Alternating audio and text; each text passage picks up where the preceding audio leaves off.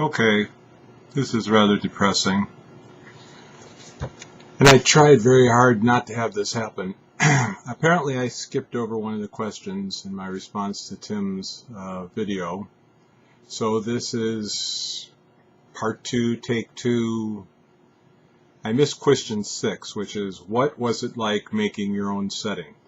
And as I did mention in the video, I have created several worlds and adventures, and that is something I truly enjoy. I enjoy setting up the world.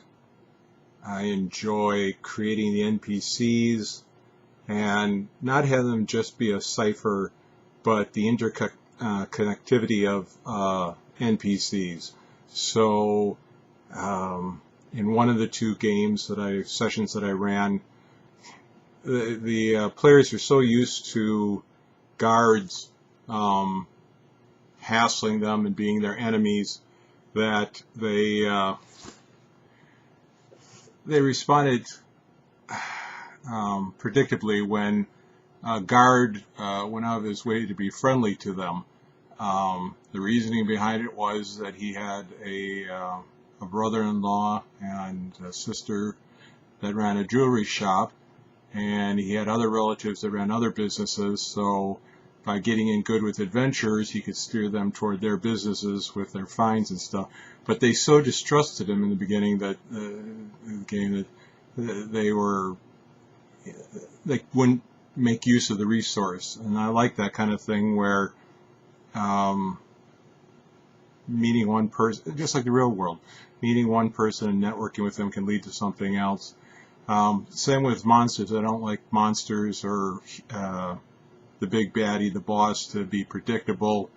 I don't like brainless underlings. I mean, you have some, but I like there to be a reasoning for how their relationships work, how loyal they are, and that.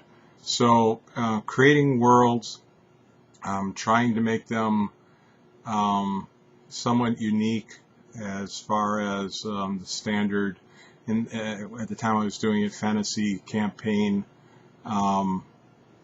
creating new races, dropping some races. So out of all the highs, I think, other than being a player, that was one of the main reasons I wanted to DM or GM sometime, was that I so enjoyed the creative aspects of letting my imagination run wild, and my megalomaniac personality of being a god and creating this world and setting them loose in it. And then I like the idea of the collaborative nature of, you create the world, you set up the path, or the paths, and then they, through their role playing, add to the story. So I knew that whatever I created, they could go in a 180, and that kept it interesting for me as I was creating the worlds, of leaving each NPC or each hook or each villain, monster, various options as to how they would respond also. So the creativity involved, I'm like a lot of people, I think, that I can just buy a book, campaign book, and read it for the enjoyment of reading a campaign book, or I think I have it here, buying a book of just NPCs. Here's an encyclopedia of villains, and just seeing what kind of characters, like backstories, motivations. So it's real high for me, and I don't know how I skipped that one, because it was one of the questions that jumped out at me. That's probably why I was looking forward to answering it and blew right by it. Hopefully I didn't miss any other ones. I didn't see that I did, but just let me know.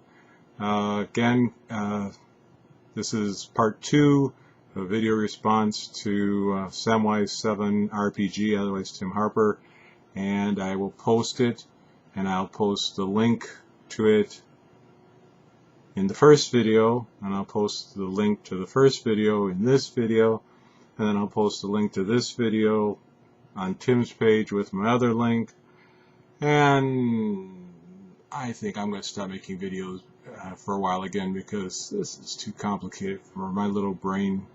Just imagine how it's going to be when I have to start running a campaign. Wish me luck. Thanks. Bye-bye.